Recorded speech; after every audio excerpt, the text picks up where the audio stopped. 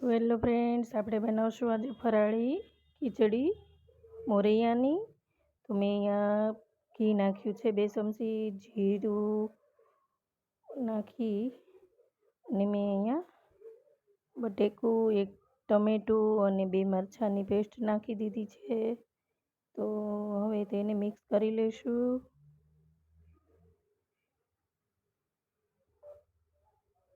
આ રીતે તો મિક્સ થઈ ગયું છે. હવે થોડીક આપણે હળદર નાખીશું, થોડુંક સ્વાદ અનુસાર મીઠું,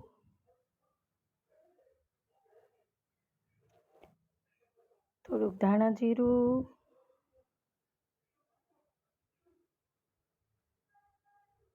તો હવે આપણે આને મિક્સ કરી લઈશું.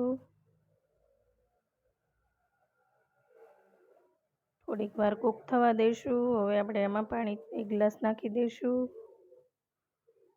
પાણી આપણું ઉકળી ગયું છે.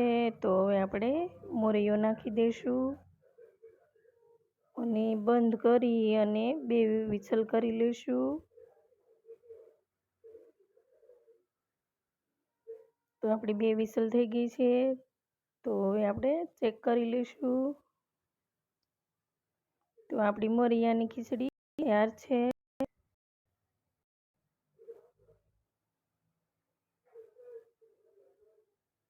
તો આપણે એને એક પ્લેટમાં સર્વ કરી લઈશું.